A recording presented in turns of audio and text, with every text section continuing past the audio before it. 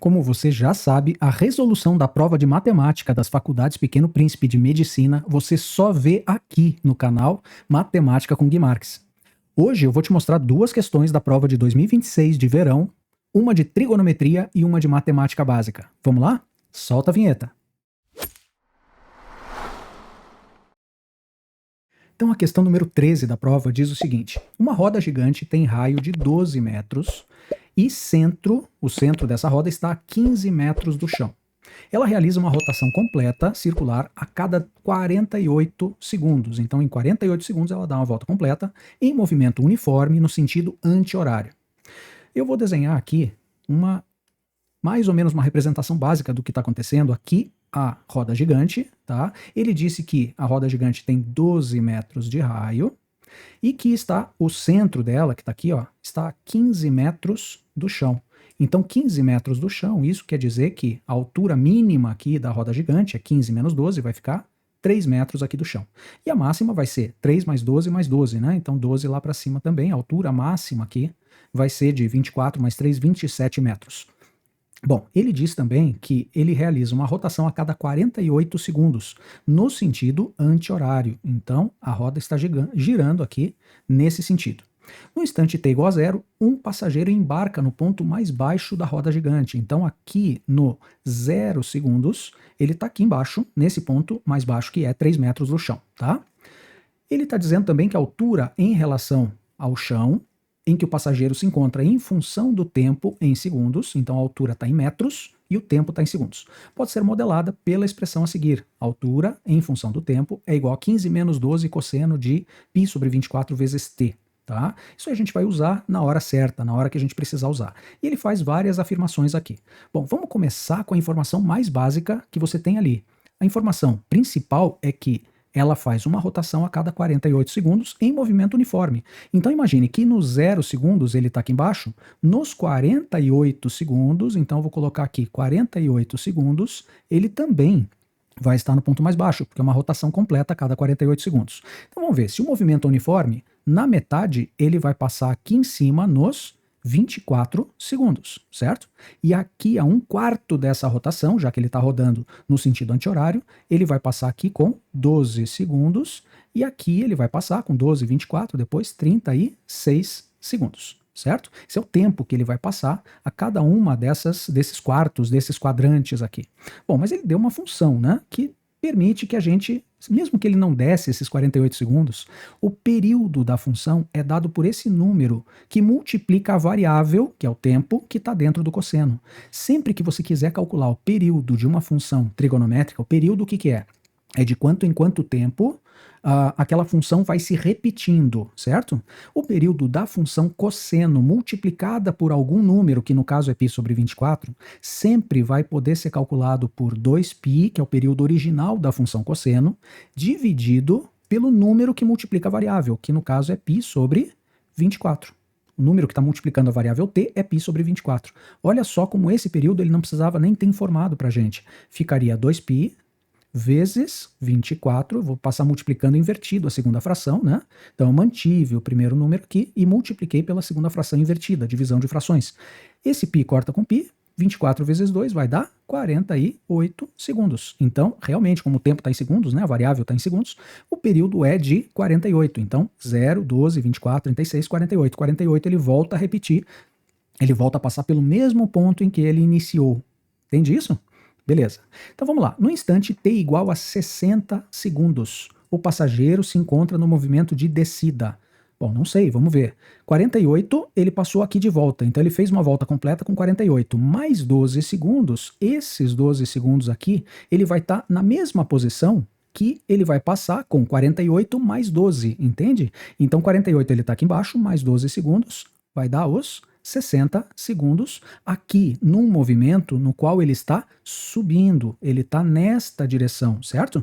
Se ele está subindo com 60 segundos e ele está dizendo aqui na afirmativa que o passageiro se encontra no movimento de descida, então é falsa essa primeira, certo?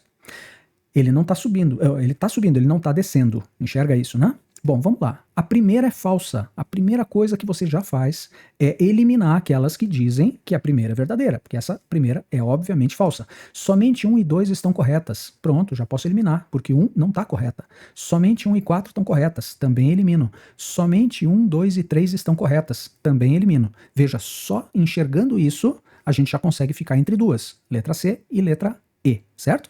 Então vamos ver se é 3 e 4 ou se é 2, 3 e 4. Quem é que decide qual vai ser a correta? Basicamente vai ser a 2, que tem aqui e não tem lá. Então se você souber resolver a 2, você já mata a questão e passa para a próxima. Você não perde tempo nessa questão. Enxerga isso? Ganhe tempo na tua prova, tá? A amplitude da função que modela a altura é de 12 metros. Bom, aqui, para você poder saber o que é amplitude de uma função trigonométrica, amplitude é o seguinte, vamos imaginar aqui, eu vou fazer um desenho bem pequenininho aqui, só para a gente ter uma ideia do que é amplitude, tá? Se você pegar uma função seno, uma função cosseno, uma função periódica trigonométrica, vamos pegar o seno, por exemplo, o seno ele faz um negócio mais ou menos assim, né? Ele sobe, daí ele desce, daí ele volta a subir de novo. Bom, o que ele sobe e o que ele desce, a função seno, y igual a seno de x, é basicamente isso daqui, ó. É o que ele sobe, que você sabe que lá no ponto mais alto ele vai até o mais 1, certo? Esta é o que a gente chama de amplitude. Então a amplitude de uma função trigonométrica é sempre medida em relação ao eixo de simetria, que no caso é o eixo x, o quanto ela sobe é a amplitude, o quanto ela desce vai ser a mesma coisa, esse aqui ele vai até o menos 1 aqui, né? Então a amplitude é do 0 até o mais 1, essa é a amplitude, e a amplitude nesse caso vale 1. Mas essa amplitude é para a função y igual a seno de x. Essa é a função que eu acabei desenhando aqui. Aqui, nesse caso, eu tenho uma amplitude que vai ser dada por esta função, que é 15 menos 12 cosseno de π sobre 24 vezes t. Quem é que te mostra onde está a amplitude dessa função aqui, que não é a mesma amplitude da função seno, que seria mais 1? Tá? A amplitude de qualquer função trigonométrica modificada, ela vai depender exclusivamente deste número que está multiplicando a função. Então, aqui a gente está dizendo que o cosseno vai ser multiplicado por 12. O cosseno vezes 12 é o que aparece aqui na função. Isso quer dizer que quando o cosseno varia de menos 1 até mais 1, que é o normal do cosseno, né? Variação normal, ele vai ficar multiplicado por 12, ou seja, ele vai subir ou descer 12 vezes mais. Enxerga isso? Então essa função, que está representada por 15 menos 12 cosseno de π sobre 24 vezes t, ela vai ter uma amplitude de 12.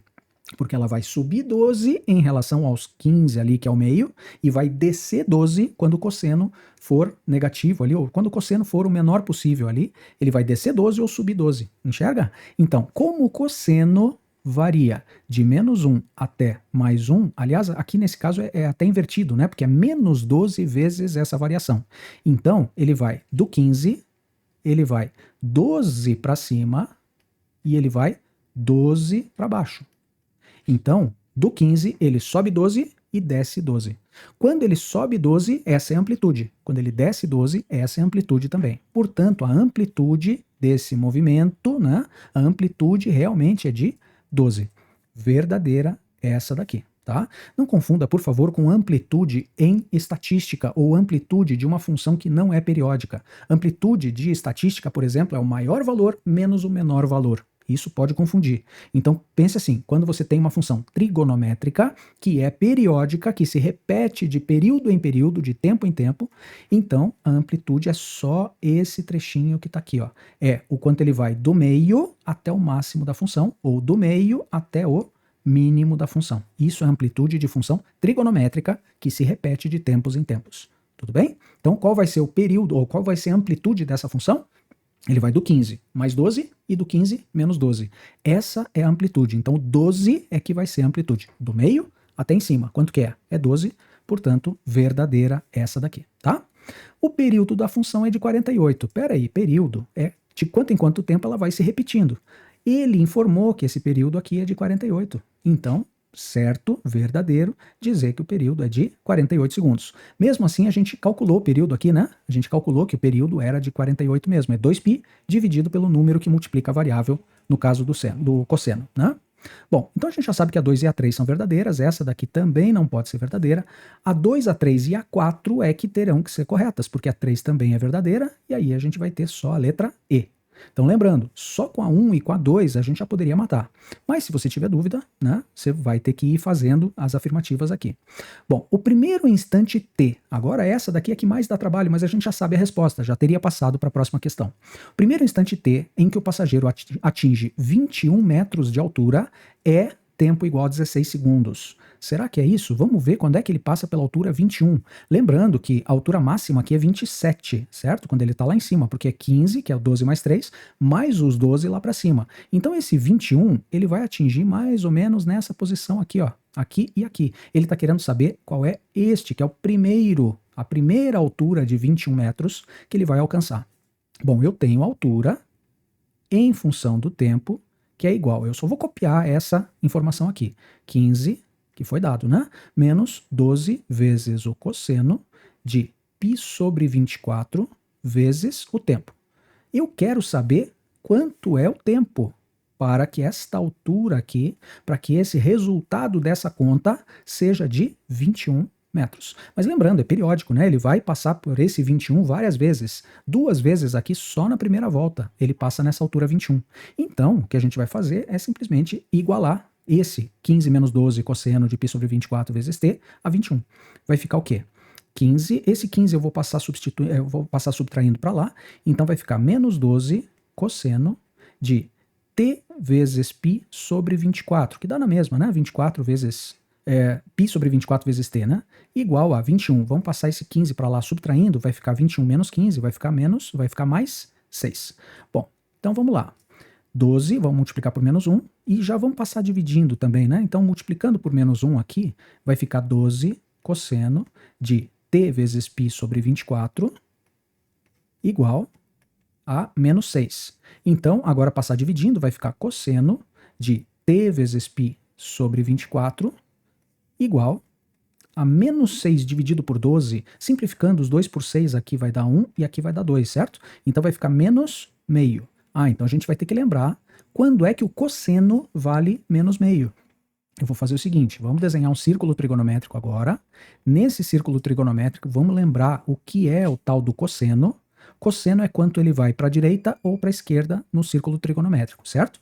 Então, se você tem o cosseno igual a menos meio, vamos pensar o seguinte, quando é que o cosseno é meio? Se você lembrar daquela tabela de seno, cosseno e tangente de 30, 45 e 60, você vai lembrar que o cosseno de 60 graus é que é igual a mais meio. Cosseno de 60 é meio, isso quer dizer o seguinte, ó, se eu sair daqui e subir 60 graus, mais ou menos nesse ponto aqui, ó, nesse ponto aqui, eu tenho um cosseno de meio. Cosseno, então, é esta medida aqui, ó. É essa medida que está aqui embaixo. Esse é o cosseno aqui, cosseno igual a meio, certo? O cosseno de um ângulo de 60 graus. Agora, quando é que ele é menos meio? É só fazer uma simetria lá para o segundo e terceiro quadrantes, olha só. Neste ponto e nesse ponto, quer dizer, lá do outro lado, a gente vai ter esse cosseno aqui para 60 graus para o outro lado, esse 60 graus aqui voltando a partir desse 180 graus, voltando, eu vou ter esse ângulo aqui, que vai dar cosseno igual a menos meio. Nesse caso aqui, ó, este valor do cosseno, que vai daqui até aqui, é o cosseno igual a menos 1 sobre 2, certo? Então vamos lá.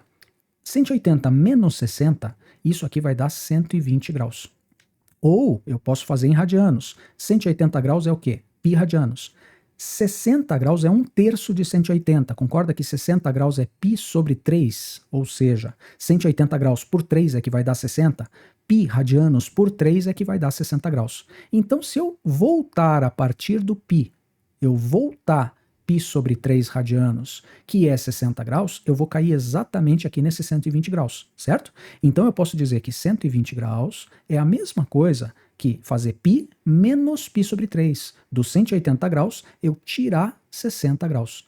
Π radianos é 180 graus, π sobre 3 é 60.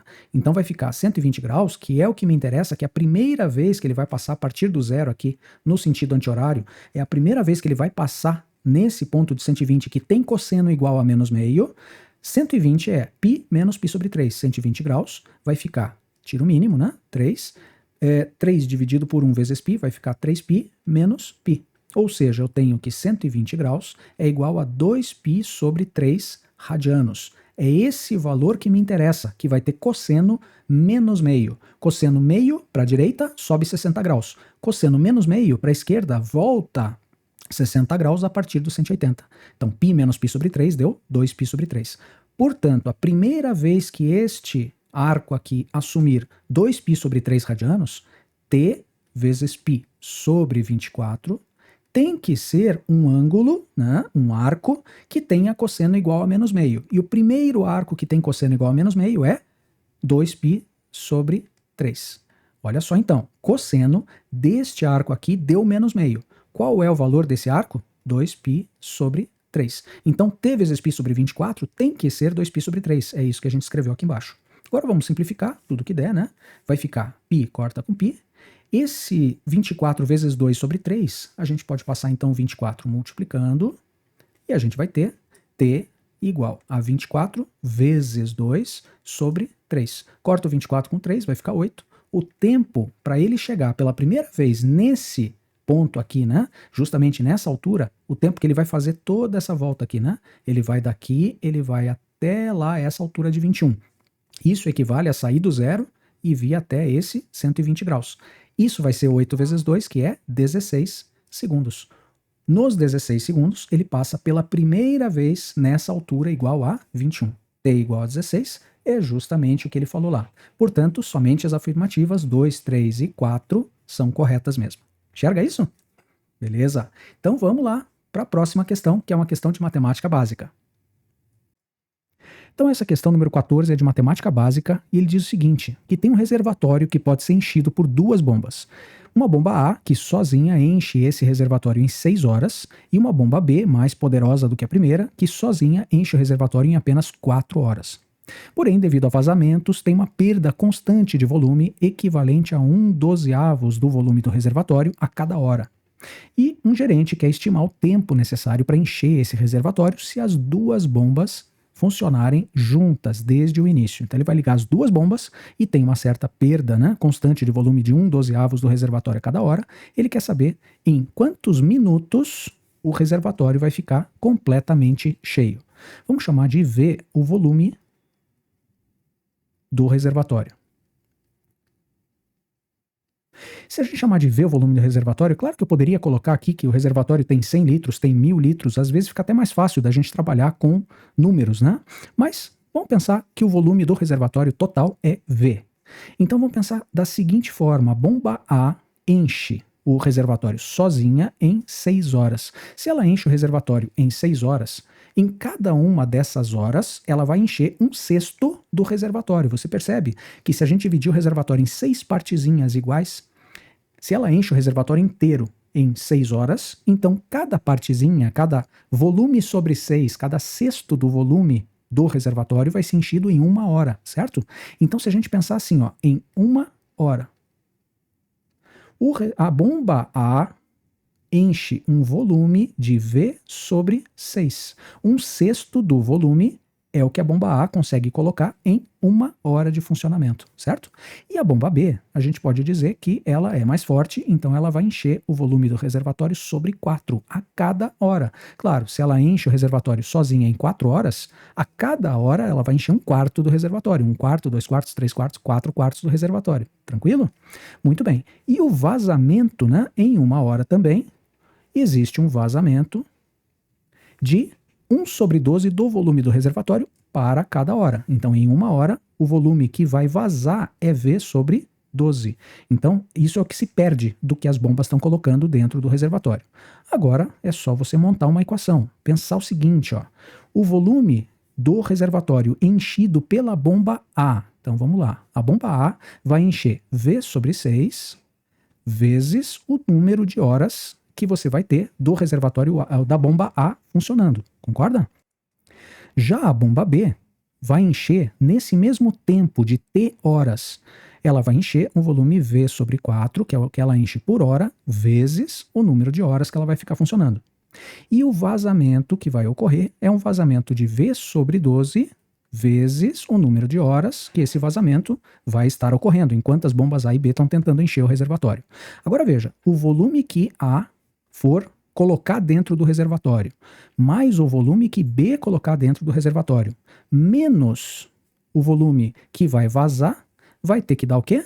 O volume do reservatório, porque ele quer que encha completamente esse volume V do reservatório. Portanto, V vezes T sobre 6 mais V vezes T sobre 4 menos V vezes T sobre 12 vai ter que dar igual a V. Posso colocar o V em evidência aqui nessas primeiras frações, né? Então, V que multiplica o quê? T sobre 6 mais T sobre 4 menos T sobre 12 vai ter que dar igual ao volume V do reservatório. Posso cortar o V com V. Aqui vai ficar 1 e aqui vai ficar só as frações, certo? Então, T sobre 6 mais T sobre 4 menos T sobre 12 tem que dar igual a 1. Portanto, tirando o mínimo aqui, mínimo é 12, vamos tirar o mínimo dos dois lados para já poder cortar, né? 12 por 6 dá 2, então aqui vai dar 2T, mais 12 por 4 dá 3, 3T, menos 12 por 12 dá 1, então fica menos 1T. Isso é igual a 12 dividido por 1 vezes 1 vai ficar 12 sobre 12, que é o 1 que tinha do lado direito. Posso cortar os mínimos agora e a gente já está quase terminando o exercício. Olha só, 2T mais 3T vai dar 5T menos T, 4T. 4T igual a 12. Portanto, T em horas vai ser 12 dividido por 4, que é 3. Se são 3 horas, então você tem um total de minutos igual a 3 vezes 60 minutos, que é o que tem em cada hora. Portanto, você vai ter 180 minutos para poder encher completamente o reservatório, ligando as duas bombas e descontando o vazamento. 180 minutos, resposta da letra C. Certo? Muito obrigado e até o próximo vídeo. Você que chegou até aqui está de parabéns. É assim que você constrói a sua aprovação. E não esquece de deixar o seu like e se inscrever no canal. Ajuda muito a gente a continuar produzindo. Aproveita e confere a playlist aqui do lado, que tem mais vídeos relacionados a esse que você viu.